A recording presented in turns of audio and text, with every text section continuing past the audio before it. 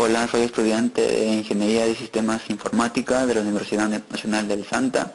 Mi nombre es Víctor Ábalos Luna y en esta ocasión voy a explicarles algo sobre la introducción a la arquitectura de computadoras.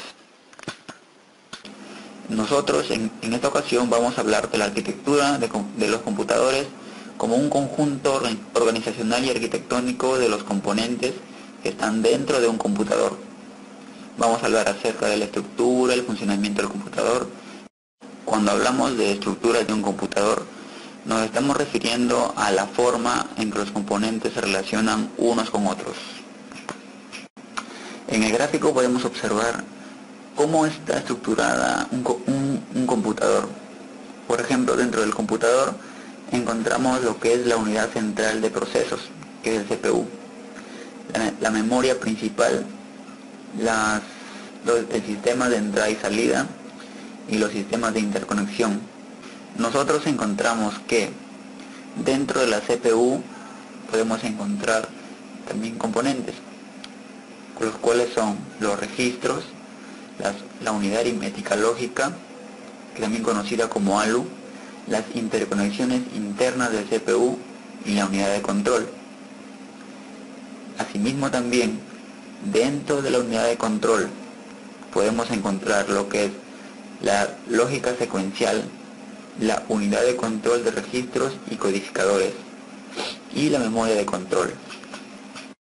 Existen muchas funciones para un computador. Entre las principales tenemos el procesamiento de datos, el almacenamiento de datos, el movimiento de datos y el control. En la gráfica podemos observar la visión funcional de un computador. Primero, observemos que los sistemas de transferencia de datos son los encargados de transferir la información hacia el exterior y también de llevar la información hacia el computador.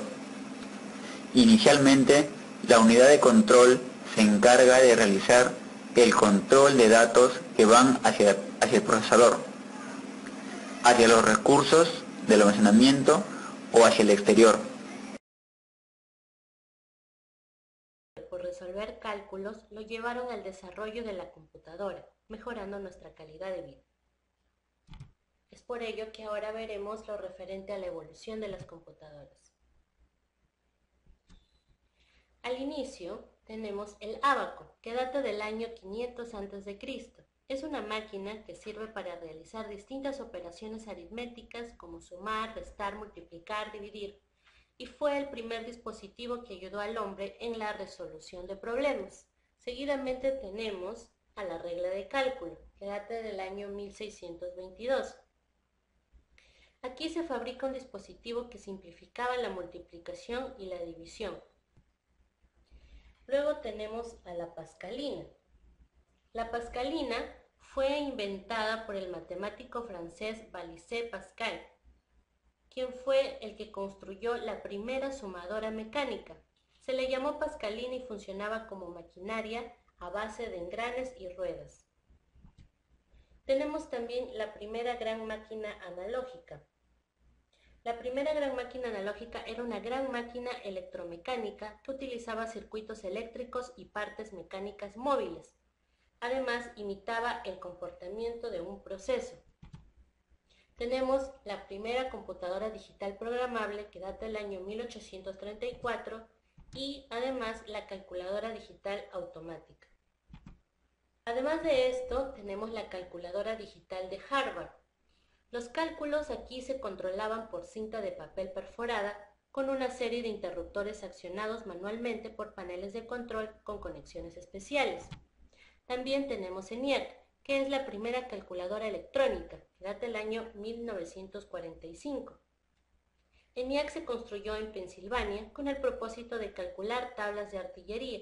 Utilizaba válvulas termiónicas y se programaba manualmente mediante clavijas. Esta podría realizar 5.000 sumas o restas por segundo. Ahora tenemos a la primera generación, que data del año 1940 a 1952. Aquí se emplearon bulbos para poder procesar de esta manera la información. Además, la programación se realizaba a través del lenguaje máquina. Las memorias estaban construidas con finos tubos de mercurio líquido y tambores magnéticos. Los operadores ingresaban los datos y los programas en código especial por medio de lo que eran las tarjetas perforadas. La segunda generación se da en el año 1959 a 1964. El invento del transistor hizo posible una nueva generación de computadoras mucho más rápidas, más pequeñas y con menores necesidades de ventilación. Sin embargo, el costo seguía siendo una porción significativa del presupuesto de una compañía. Las computadoras de segunda generación también utilizaban redes de núcleos magnéticos en lugar de tambores giratorios para el almacenamiento primario. En la tercera generación, que da desde el año 1964 a 1971, estas computadoras de tercera generación sustituyeron totalmente a las de segunda, introduciendo una forma de programar que aún se mantiene en las grandes computadoras actuales. Podemos ver aquí el circuito integrado que se empieza a emplear en esta generación. En la cuarta generación, que se da desde el año 1971 a 1981, aquí podemos ver lo referente a lo que son los microprocesadores, los chips de memoria y la. Dos mejoras en la tecnología de las computadoras marcan el inicio de la cuarta generación. Como primero, tenemos el reemplazo de las memorias con núcleos magnéticos por las chips de silicio y la colocación de muchos más componentes en un chip, producto de la miniaturización de los circuitos electrónicos. Podemos observar aquí el microprocesador que es empleado en esta generación. En la quinta generación podemos ver que data del año 1983 hasta la actualidad. Las computadoras de quinta generación son computadoras basadas en inteligencia artificial. La quinta generación de computadoras fue un proyecto ambicioso lanzado por Japón a finales de los 70 y su objetivo era el desarrollo de una clase de computadores que utilizarían técnicas de inteligencia artificial al nivel del lenguaje máquina y serían capaces de resolver los problemas complejos como la traducción automática de una lengua natural a otra. Podemos ver aquí los últimos modelos de PC, tales como tablets, computadores y también lo referente a la inteligencia artificial.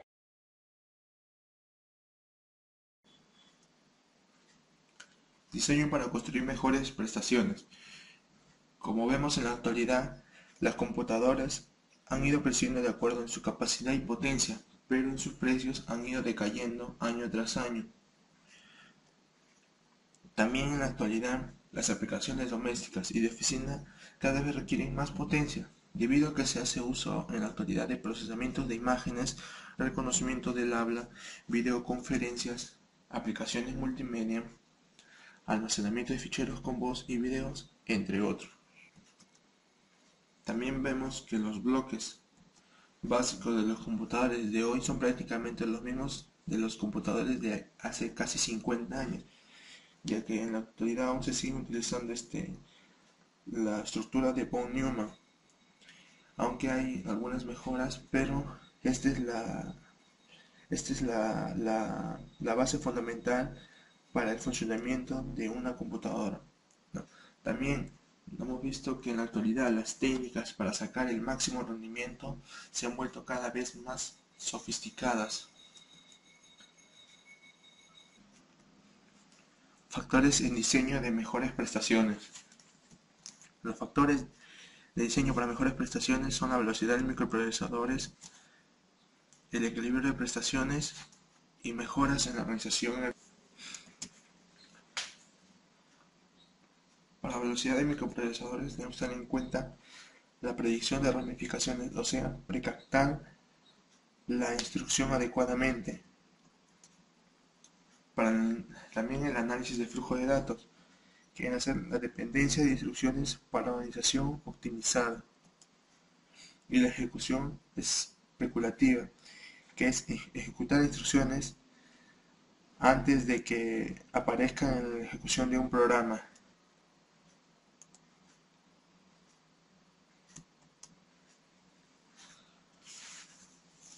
Para el equilibrio de prestaciones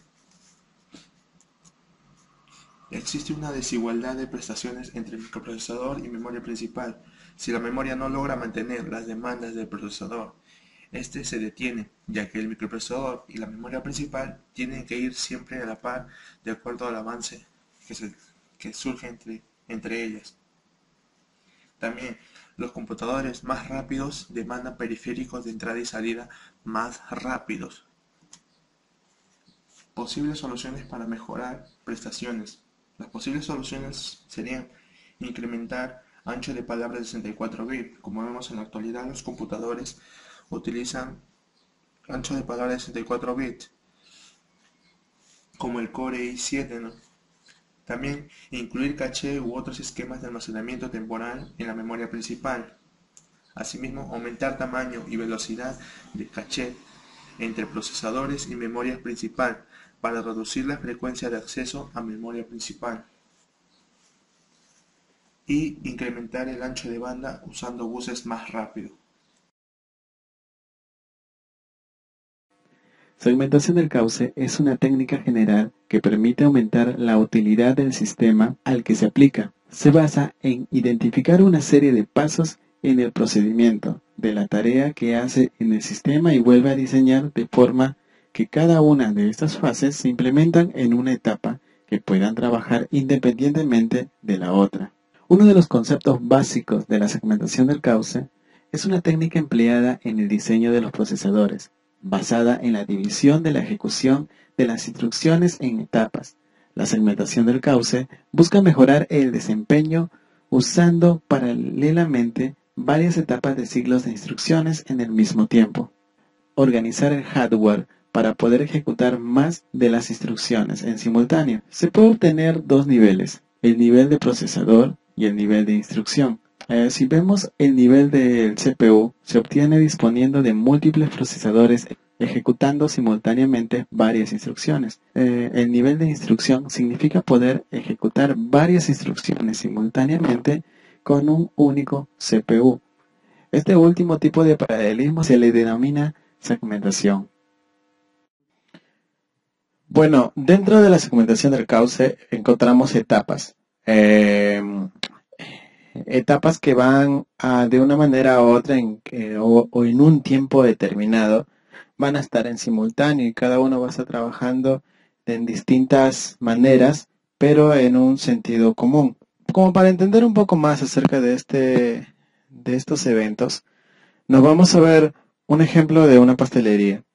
Dentro de una pastelería vemos a un operario que, puesto en una mesa, trabaja de una manera para que paquete todas las tortas, lo llene la caja, lo ponga. Esos son los eventos. Entonces, como vemos acá en la figura, vemos cada evento, vemos 5 eventos. El primer evento es poner una caja vacía a la mesa, el segundo evento es meter una torta de la caja, hasta el quinto evento, que es llevar la caja a un gran contenedor.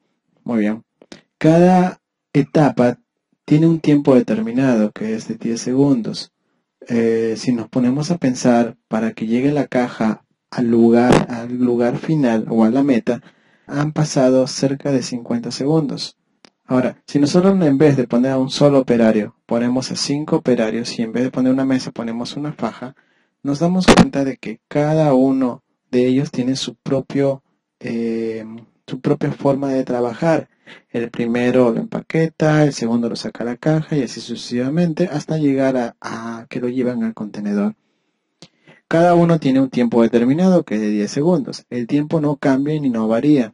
Lo que varía es la velocidad en cuanto la caja va aumentando. Que cuando ya llegue a los 50 segundos, ya la caja saldrá cada 10 segundos. Cada 10 segundos va a salir una caja y ya no 50 segundos. Esta imagen, vemos que como las etapas que se dan para que llegue a la meta, se da la etapa F, la etapa D, la etapa E, la etapa M y la etapa W. Cada uno tiene sus propios nombres. La etapa F es la alimentación de las introducciones. La etapa D son las decodificaciones. La etapa E es una ejecución, o sea, es de donde entra el ALU. La etapa M son accesos a la memoria y la etapa W es la estructura que da impresión a la al proceso que tú estás dando. Si ustedes se dan cuenta, en la parte del tiempo 3 o en el evento 3 o en la etapa 3 ya están en simultáneo todos, el E, el D y el F. En ese mismo tiempo se puede hacer las tres cosas a la vez. Y así también en el tiempo 4, en el tiempo 5. Si se dan cuenta, puede ser N acciones en paralelo que se pueden trabajar. Eso es la segmentación de causa. Ahora, para verlo un poco más ya detallado, vemos en esta figura la extracción F, la decodificación D, la ejecución E, la memoria en M, el while también, la salida, y vemos todo el algoritmo en la cual trabaja la PC o está trabajando la PC o el CPU en este caso. Nos damos cuenta que a medida de que el número de operaciones a procesar es mayor, la ganancia también es mayor. Las magnitudes más importantes que conviene considerar en el cauce segmentado son la productividad y la eficiencia. La productividad es el número de operaciones que se ejecuta por unidad de tiempo y la eficiencia es lo que se da de las ganancias de la velocidad que proporciona el cauce y el número de etapas del mismo.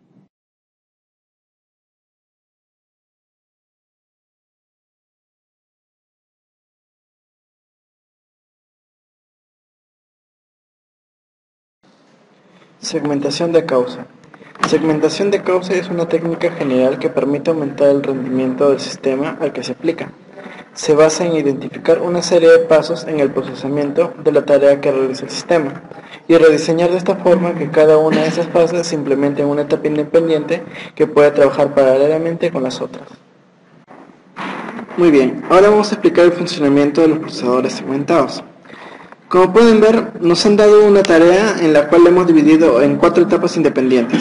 La primera etapa es F, D, E y W. Pero comencemos.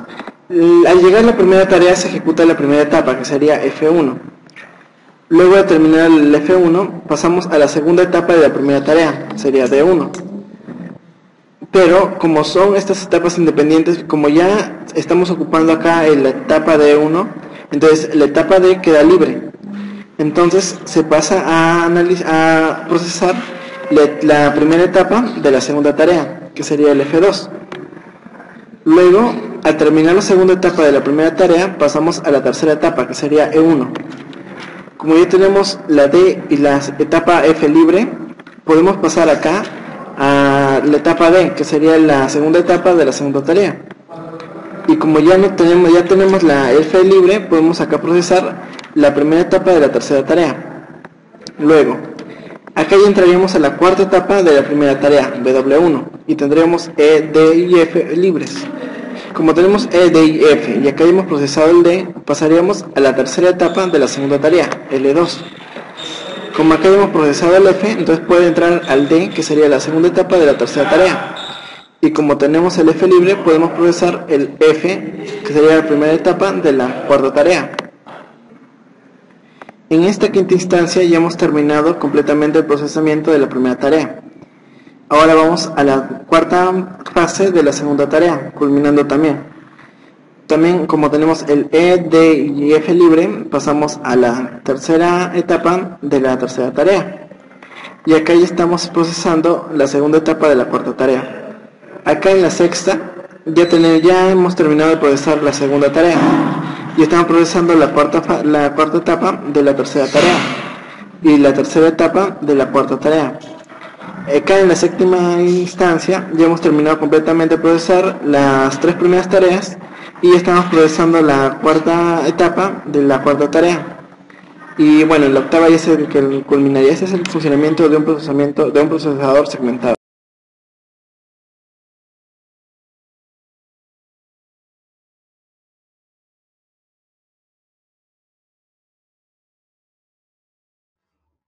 Procesadores superescalares, microarquitecturas y principios de funcionamiento. Procesamientos superescalares de instrucciones. Un procesador superescalar es un procesador segmentado que puede procesar más de una instrucción en cada una de sus etapas.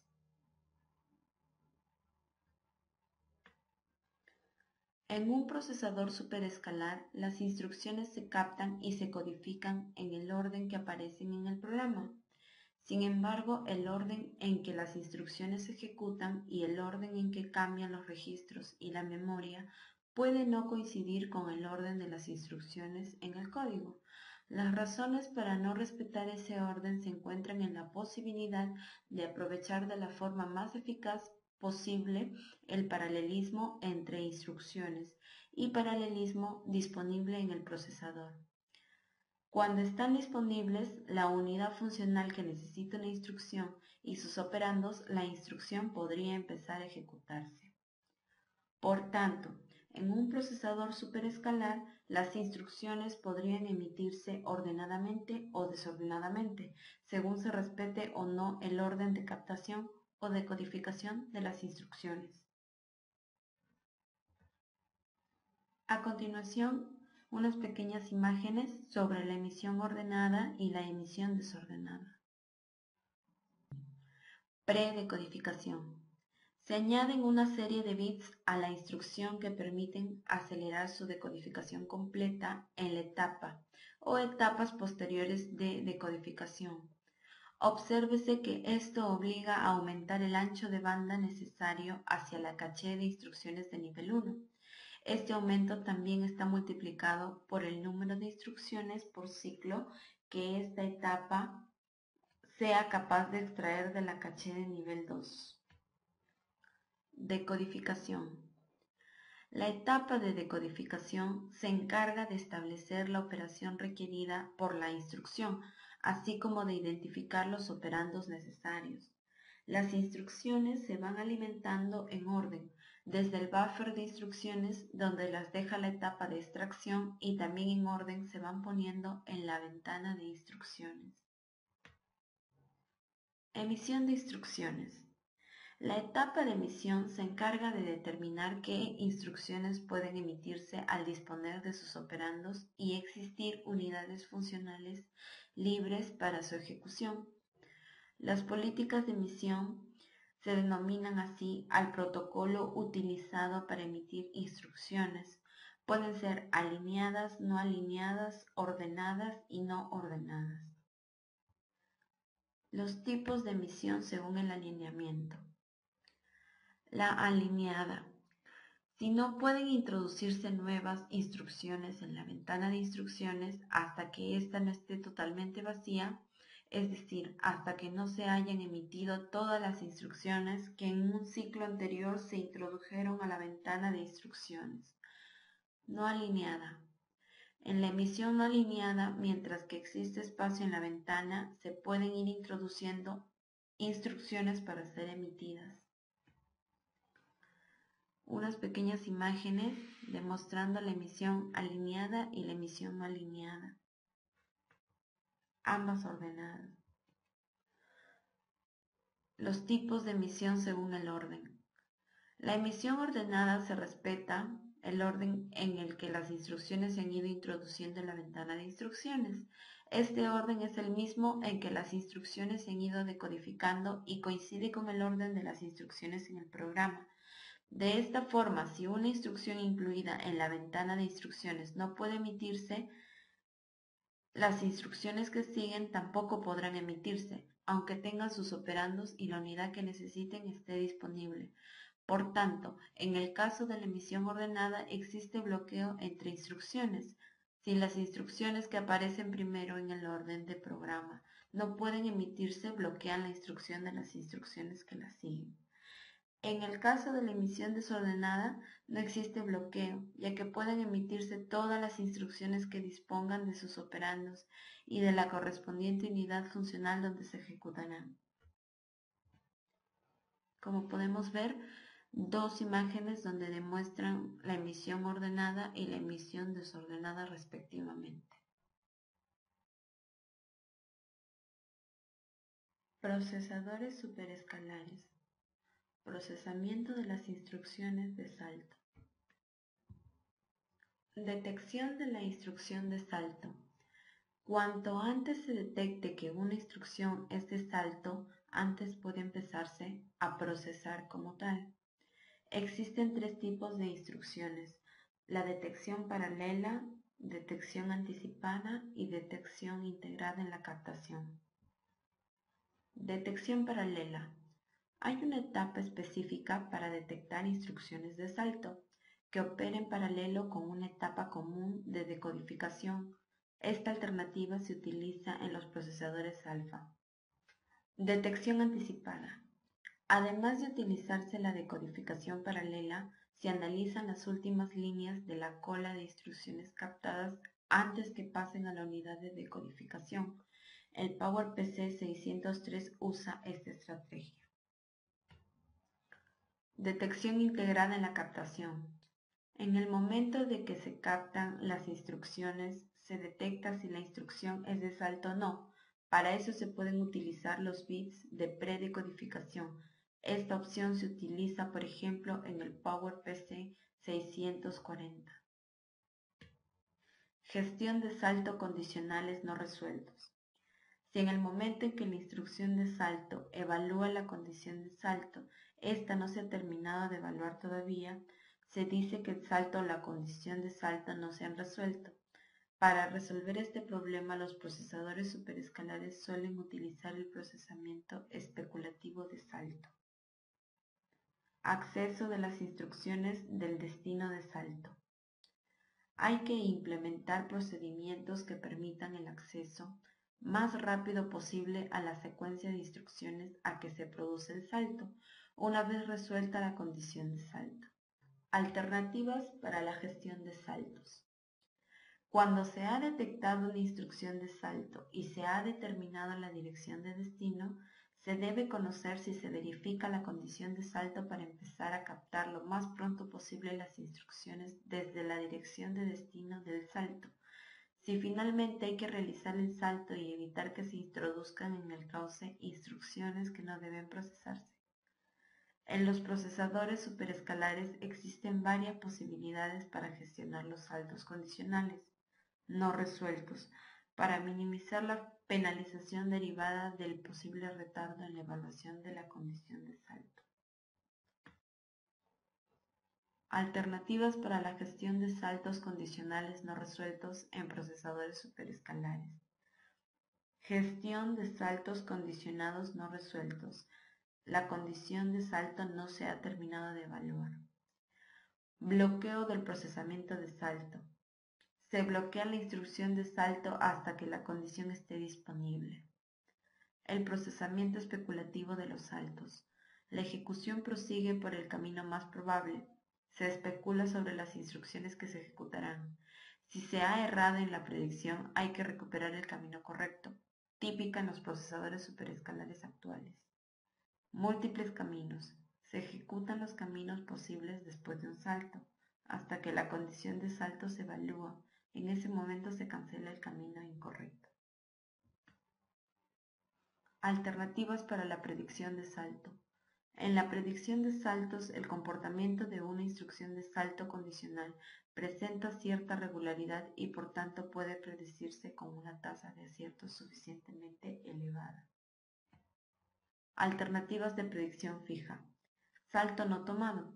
Para toda instrucción de salto cuya condición no está resuelta, se considera que lo más probable es que no se produzca el salto, por lo tanto, el procesador continúa captando instrucciones por donde iba. Salto siempre tomado. Se considera que toda instrucción de salto condicional no resuelta da lugar a un salto, por lo que empieza a captar instrucciones a partir de la dirección de destino de salto. Esquemas de predicción estática. Ciertos atributos de la instrucción de salto están relacionados con la probabilidad de que dicha instrucción ocasione o no un salto. Por tanto, la predicción se hace sobre dichos atributos. Algunos ejemplos. Basada en el código de operación, según el tipo de instrucción condicional, se considera más probable que se produzca el salto o que no. Basada en el desplazamiento de salto. Si el desplazamiento es positivo, se trata de un salto hacia adelante a direcciones mayores que la de la instrucción de salto. Se predice usualmente que el salto no se producirá y si el desplazamiento es negativo, salta hacia atrás. El salto se producirá. Dirigida por el compilador. A través de una serie de bits que existen en las instrucciones de salto, llamados bits de predicción, el compilador puede fijar la predicción que se va a realizar para la instrucción. Esquemas de predicción dinámica. Debe guardarse algún tipo de información que condense el comportamiento pasado y permita realizar la predicción. Predicción dinámica implícita. Predice ser lo mismo que ocurrió la última vez que se ejecutó esa instrucción. Predicción dinámica explícita. Para cada instrucción de salto condicional existe un conjunto de bits que codifica la información relativa al comportamiento pasado de la instrucción en cuestión. Estos bits se denominan bits de historia. Continuando, veamos el procesamiento de instrucciones de salto. Como sabemos, un procesador superescalar, al ser un procesador segmentado, también sufre una reducción de prestaciones considerable, como consecuencia de los cambios de la secuencia de instrucciones que deben introducirse en el cauce cuando se produce un salto, por lo cual veremos temas como la detectación de una instrucción de salto, cómo gestionar saltos condicionales no resueltos, por último, cómo ver el acceso a las instrucciones de destino del salto. Ahora veamos la detección de la instrucción del salto, la cual nos servirá para detectar una instrucción de salto antes de que se procese, con lo cual lograremos reducir la posible penalización que éstas ocasionan. Para ello utilizaremos la etapa de precodificación, que es muy útil para la detectación rápida de la instrucción del salto. Existen tres tipos de detecciones de instrucción de salto. La primera, la detección paralela, luego está la detección anticipada y por último la detección integrada en la captación. En la detección paralela hay una etapa específica para detectar instrucciones de salto, que opera en paralelo con una etapa común de decodificación. Esta alternativa es mayormente utilizada en procesadores de tipo alfa. Luego está la detección anticipada, en donde además de utilizar la decodificación paralela, se analizan las últimas líneas de la cola de instrucciones captadas antes de que pasen a la unidad de decodificación. Esta estrategia es utilizada en PowerPC 603.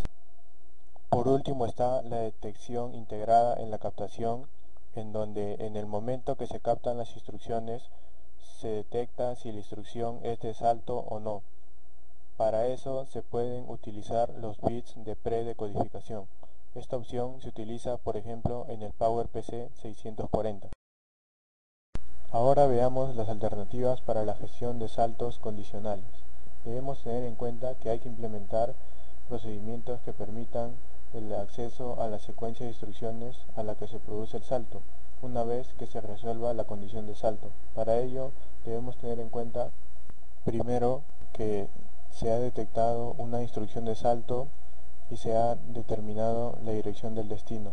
Segundo, nos interesa conocer cuanto antes si se ha verificado la condición de salto, para por último empezar a captar lo más pronto posible las instrucciones desde la dirección de destino del salto, y si finalmente debemos realizar el salto y evitar que se introduzcan instrucciones que no deben procesarse.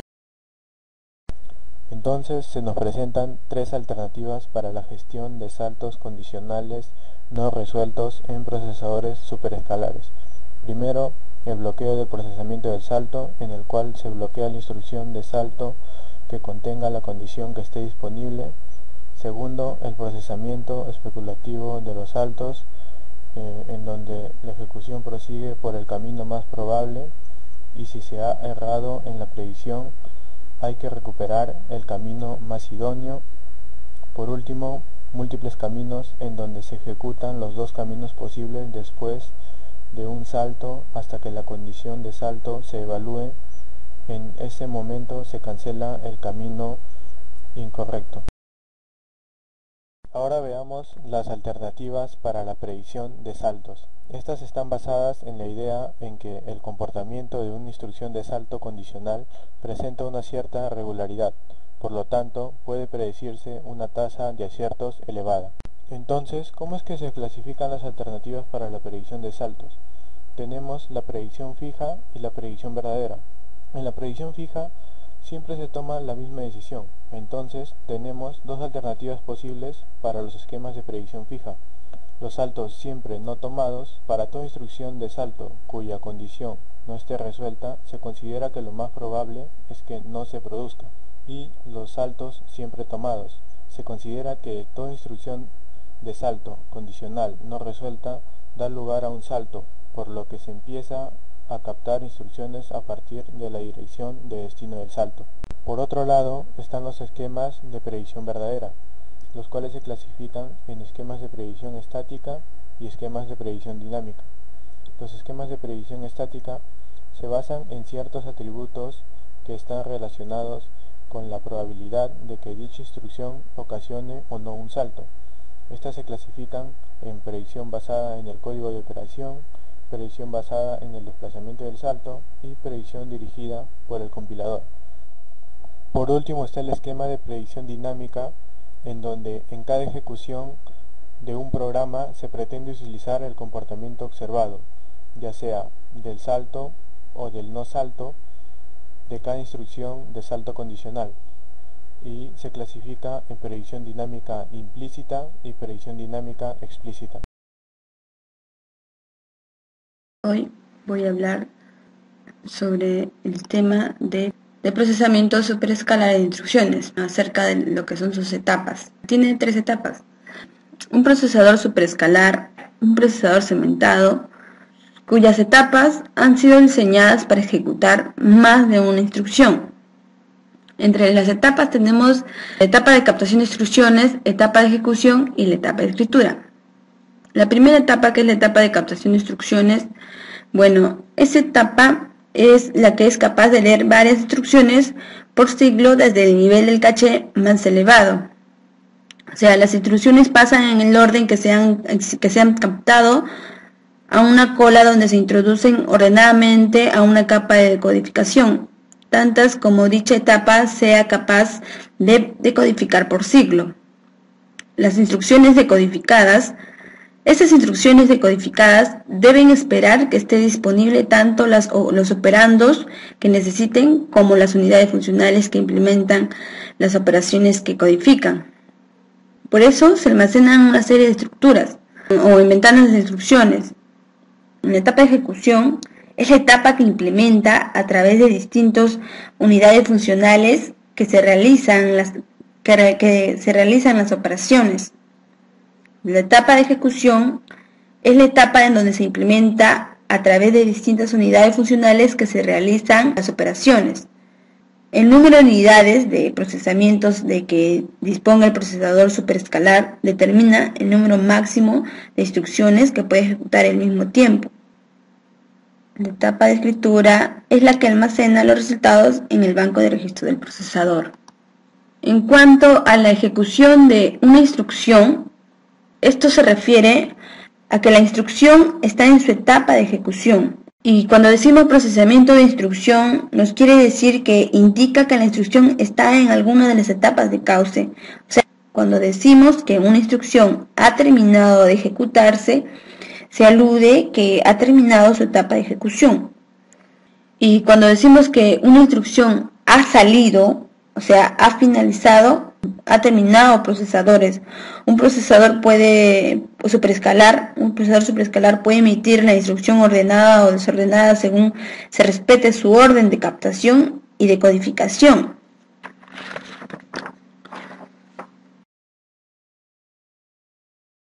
El siguiente tema es renombramiento de registros. El renombramiento de registros es el hecho de permitir la emisión desordenada de instrucciones y la finalización desordenada puede originar dependencias de salida y antidependencias. Son un tipo de conflictos por los recursos en el que varias instrucciones compiten por los mismos registros. Consiste en que el hardware del procesador asigne dinámicamente los registros que están asociados con el valor que necesiten las instrucciones en diversos instantes de tiempo. Aquí tenemos un ejemplo de renombramiento de registros donde podemos notar que hay una dependencia entre la salida del 1 y la salida del 3. Como notamos acá, en el 1, para hallar su respuesta, necesita del R2 y del R3. El 1 depende del 3. Otra cosa que podemos notar es que hay antidependencia entre el 2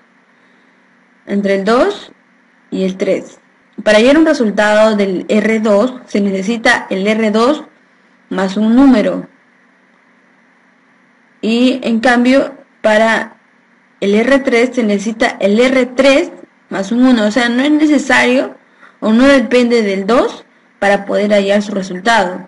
También notamos que hay una dependencia entre los datos del 3 y del 4. Acá notamos que depende de un R2, en la cual tiene que ser hallado por el 3. Entonces llegamos a una conclusión en que la instrucción 3 no puede comenzar hasta que la 1 haya terminado y la 2 haya comenzado. Tenemos también un ejemplo de que los registros se pueden etiquetar. Por ejemplo, acá etiquetamos al R2 con un B, acá al R3 con un A, al R4 con un B. Así se etiquetó a todas las variables. Ahora notamos que la instrucción 3 puede comenzar porque usa un registro R2 diferente que el 1 y el 2. Como podemos ver, las etiquetas funcionan como historia de cada registro. R2-C es la versión más nueva de R2, mientras que R2A es la versión más vieja. Para eso se usan las etiquetas. Hablemos sobre mantenimiento de consistencia de buffer de reordenamiento. El mantenimiento de consistencia de buffer de reordenamiento es una estructura que permite gestionar correctamente el procesamiento de las instrucciones utilizando también el reordenamiento, de manera que las instrucciones tengan finalización ordenada. Ahora el siguiente tema.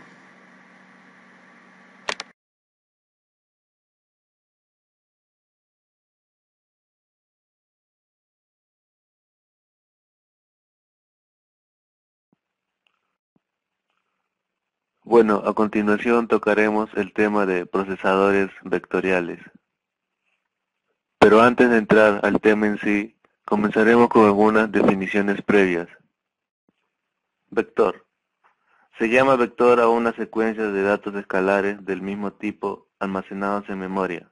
Normalmente estos datos están en posiciones contiguas, aunque no siempre. Para ilustrar este hecho, supóngase una matriz bidimensional almacenada en memoria por filas. En esta matriz podríamos considerar vectores a las filas, columnas o a las diagonales. En este caso, solo las filas estarán en posiciones contiguas de memoria. Proceso en paralelo. Si se aplica la programación, permite realizar los cálculos más complejos en mucho menos tiempo.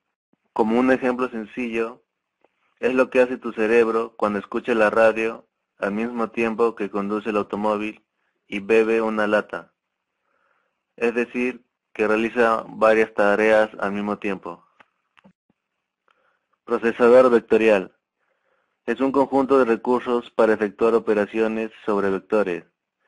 Estas operaciones consistirán en funciones aritméticas y lógicas aplicadas sobre los componentes de los vectores. Como estamos tocando el tema de procesadores vectoriales, es importante saber la diferencia entre un procesador vectorial y un procesador escalar. La principal diferencia entre un procesador vectorial y un escalar estriba en que en el procesador vectorial una sola instrucción opera simultáneamente sobre un conjunto de datos, mientras que cada instrucción de un procesador escalar opera sobre un dato cada vez.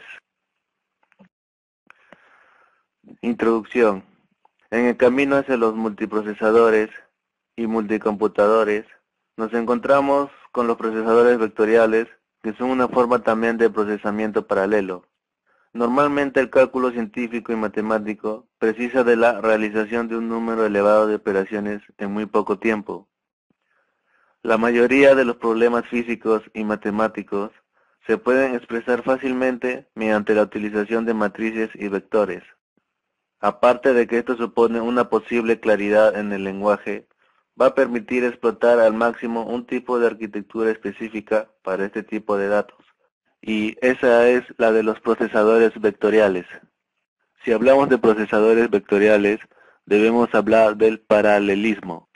El paralelismo viene de que al operar con matrices, normalmente los elementos de las matrices son independientes entre sí, es decir, no existen dependencias de datos dentro de las propias matrices en general. Esto permite que todas las operaciones entre los elementos de unas matrices con otras puedan realizarse en paralelo, o al menos en el mismo cauce de instrucciones, sin que haya un conflicto entre los datos.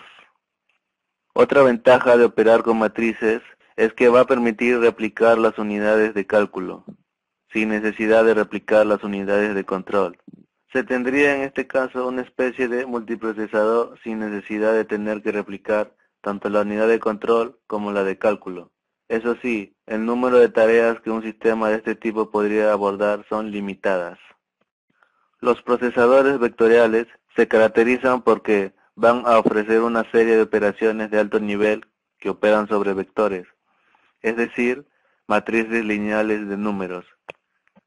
Definición de procesadores vectoriales.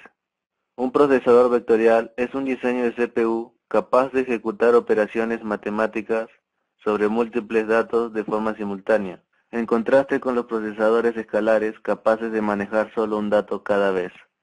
Casi todas las CPUs de hoy en día incluyen algunas instrucciones de procesamiento de tipo vectorial. En particular, las consolas de videojuegos y las tarjetas gráficas hacen un uso intensivo de este tipo de procesamiento.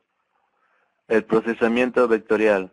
Un operando vectorial contiene una secuencia de n elementos, llamados componentes, donde n es la longitud del vector. Cada componente del vector es un escalar de cualquier tipo, puede ser entero, flotante, etc. Bueno, en esta parte podemos ver ejemplos de operadores vectoriales.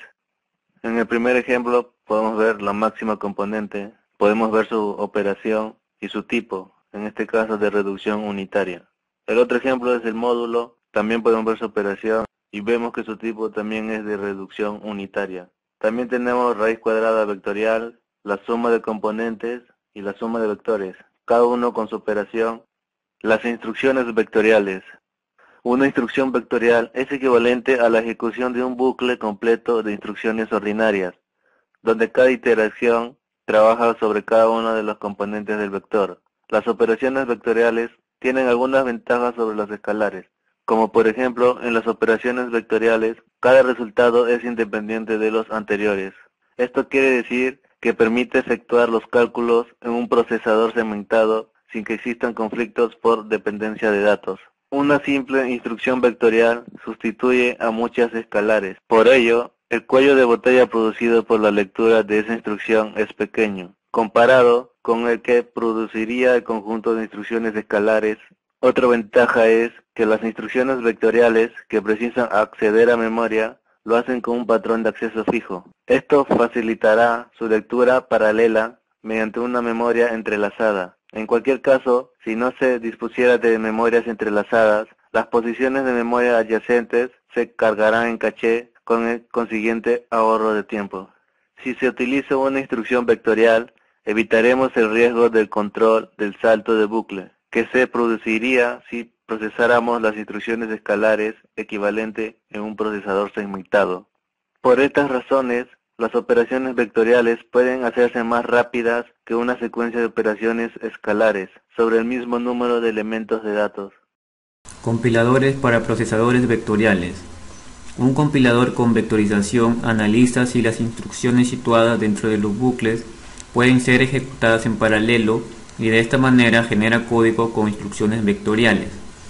En cuanto el compilador sea capaz de vectorizar más el código, el rendimiento mejorará en la misma medida. Es por ello la importancia de los compiladores vectoriales. Etapas de un compilador. Análisis léxico. Es la primera fase de un compilador. Consiste en que un programa recibe como entrada el código fuente de otro programa, es decir, una secuencia de caracteres, y produce una salida compuesta de tokens, que vienen a ser los componentes léxicos o símbolos. Estos tokens sirven para una posterior etapa del análisis sintáctico. Análisis sintáctico. Convierte el texto de entrada en otras estructuras, comúnmente en árboles, ya que son más útiles para el posterior análisis y capturan la jerarquía implícita de la entrada. Análisis semántico.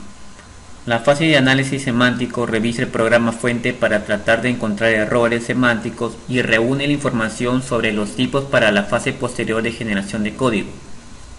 Aquí el compilador verifica si cada operador tiene operandos permitidos por la especificación del lenguaje fuente. Generación de código intermedio. Después de los análisis sintáctico y semántico, algunos compiladores generan una representación intermedia explícita del programa fuente. Esta representación intermedia debe tener dos propiedades importantes. Debe ser fácil de producir y fácil de traducir. Optimización de código. La fase de optimización de código consiste en mejorar el código intermedio, de modo que resulte un código máquina más rápido de ejecutar. De salto. Como sabemos, un proceso